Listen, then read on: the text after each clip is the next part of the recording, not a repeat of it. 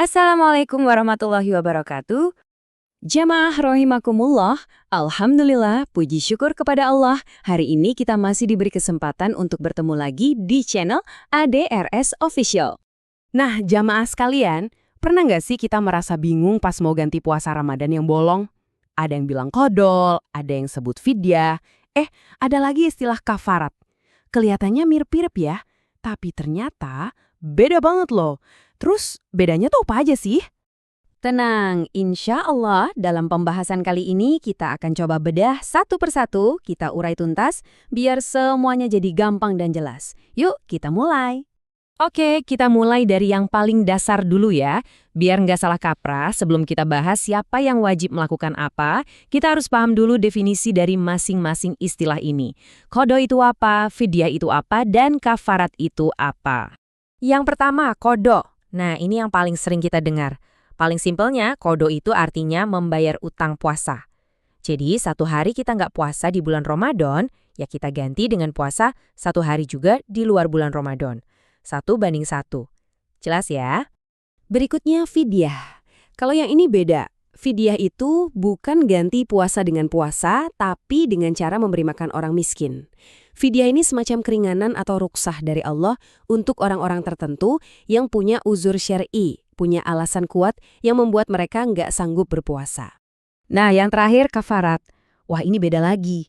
Kalau kafarat, ini bukan lagi kompensasi karena ada halangan, tapi lebih ke semacam denda atau tebusan karena seseorang melakukan pelanggaran yang sangat besar saat sedang berpuasa. Jadi fidyah itu untuk yang berhalangan, kafarat untuk yang melanggar. Ini dia perbedaan kuncinya. Oke, sekarang kita perdalam satu-satu. Kita mulai dari qadha. Siapa aja sih yang masuk kategori wajib mengqadha puasa? Dan gimana ketentuannya? Jadi yang wajib qadha itu pada intinya adalah mereka yang diperkirakan masih punya kemampuan untuk berpuasa di lain waktu. Contohnya jelas sekali ya, orang yang sakit tapi ada harapan sembuh. Orang yang sedang dalam perjalanan jauh atau musafir, dan tentunya para wanita yang sedang haid atau nifas. Nah, satu lagi yang penting, orang yang sengaja dengan sadar membatalkan puasanya tanpa alasan yang dibenarkan syariat, itu juga wajib menggantinya dengan qadha. Kapan batas waktunya? Sebetulnya cukup panjang, yaitu sampai datangnya bulan Ramadan di tahun berikutnya. Tapi, para ulama sangat menyarankan, lebih cepat dibayar itu lebih baik. Kenapa? Ya karena utang itu kan lebih baik disegerakan. Kita nggak pernah tahu umur kan? Jangan sampai utang puasa kita belum lunas. Ajal sudah menjemput. Baik, kita geser sekarang ke fidyah. Kalau tadi qadha untuk yang masih mampu, nah fidyah ini untuk siapa? Apa sih dasar hukumnya? Fidyah ini adalah jalan keluar bagi mereka yang secara fisik kondisinya itu berat sekali untuk berpuasa. Kategori utamanya ada dua. Yang pertama, orang tua yang sudah sangat sepuh, sudah lemah fisiknya. Yang kedua, orang yang menderita penyakit menahun, penyakit kronis, yang kata dokter kecil sekali kemungkinannya untuk bisa sembuh. Dan landasan hukumnya ini kuat sekali. Karena datang langsung dari firman Allah dalam Al-Quran, surat Al-Baqarah ayat 184.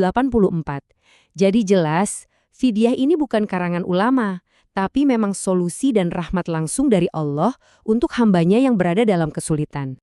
Terus, seberapa banyak yang harus kita kasih? Nah, untuk takarannya, ini memang ada beberapa pendapat di kalangan ulama. Ada yang bilang cukup 1 mud, itu kira-kira 1 cakupan 2 telapak tangan orang dewasa, atau kalau dikonversi ya sekitar 1 kilogram kurang sedikit makanan pokok seperti beras. Ada juga ulama yang berpendapat setengah sya', atau sekitar 1,5 kilogram. Fleksibilitas ini memudahkan kita. Oh ya, fidyah ini juga bisa loh diberikan dalam bentuk makanan matang yang siap disantap. Nah, kita sekarang masuk ke salah satu pembahasan yang paling sering ditanyakan. Dan jawaban ini juga ada perbedaan pendapat di kalangan ulama. Bagaimana hukumnya untuk ibu yang sedang hamil atau menyusui? Di sini ada dua pandangan besar yang perlu kita tahu. Pendapat mayoritas ulama atau jumhur ulama menyamakan kondisi ibu hamil dan menyusui itu dengan orang sakit yang sifatnya sementara. Jadi konsekuensinya adalah wajib qadha alias ganti puasa di hari lain. Tapi ada juga pendapat kuat lainnya dari sahabat Nabi seperti Ibnu Abbas dan Ibnu Umar yang mengkiaskan atau menyamakan mereka dengan orang tua renta, jadi cukup membayar fidyah saja. Penting untuk kita pahami, kedua pandangan ini sama-sama punya dasar argumen yang kuat. Oke, sekarang kita masuk ke pembahasan yang paling berat, yaitu kafarat.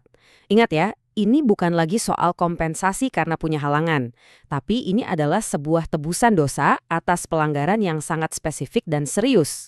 Nah, ini tolong dicatat baik-baik. Kafarat puasa itu hanya berlaku untuk satu perbuatan saja. Bukan untuk makan, bukan untuk minum dengan sengaja, tapi spesifik untuk melakukan hubungan suami istri di siang hari bulan Ramadan saat sedang dalam keadaan berpuasa. Hanya untuk itu. Sanksinya ini sangat berat dan sifatnya berurutan, tidak boleh dilompat-lompat. Pilihan pertama adalah membebaskan budak. Tentu di zaman sekarang ini hampir tidak mungkin dilakukan. Maka pindah ke pilihan kedua, berpuasa selama 2 bulan penuh, berturut-turut tanpa jeda. Berat sekali kan? Kalau ini pun tidak sanggup, baru boleh pindah ke pilihan ketiga, yaitu memberi makan 60 orang miskin. Dan ini semua adalah tambahan. Kewajiban untuk bertobat nasuha dan mengqadha puasa hari itu tetap ada. Pembahasan terakhir, tapi tidak kalah penting. Gimana kalau ada kasus seseorang meninggal dunia tapi ternyata masih punya hutang puasa? Apa yang harus dilakukan oleh keluarganya? Nah, ini kita harus bedakan dua kondisi. Kondisi pertama, kalau almarhum itu punya uzur yang berkelanjutan, misalnya sakit parah dari Ramadan sampai beliau wafat, dan sama sekali nggak punya kesempatan untuk mengganti puasanya, maka tidak ada kewajiban apa-apa bagi almarhum maupun keluarganya. Tapi, kondisi kedua, kalau almarhum sempat sehat, sempat punya waktu dan kemampuan untuk mengqadha, tapi menunda-nunda sampai akhirnya wafat, maka pendapat ulama yang kuat menganjurkan ahli waris atau walinya untuk membayarkan puasa tersebut atas nama almarhum. Jadi, kesimpulan utamanya apa? Sangat sederhana sebetulnya. Cara kita mengganti puasa itu tergantung sepenuhnya pada sebab kenapa kita meninggalkan puasa itu. Sebabnya apa? Kalau karena sakit sementara, solusinya qadha. Kalau karena kondisi fisik permanen, solusinya fidyah. Kalau karena pelanggaran berat yang tadi, solusinya kafarat. Fahami sebabnya, maka kita akan tahu solusinya. Pertanyaan refleksi untuk kita semua, setelah kita paham semua ini, kira-kira gimana ya caranya agar kita bisa lebih siap, lebih sadar, dan lebih sigap dalam menunaikan semua kewajiban puasa kita di hadapan Allah? Semoga ilmu ini menjadi bekal bagi kita semua. Jamaah sekalian, terima kasih banyak atas perhatiannya. Mari kita tutup pertemuan kita ini dengan doa kafaratul majlis. Subhanakallahumma wa bihamdika asyhadu an la ilaha illa anta astaghfiruka wa atubu ilaik. Wassalamualaikum warahmatullahi wabarakatuh.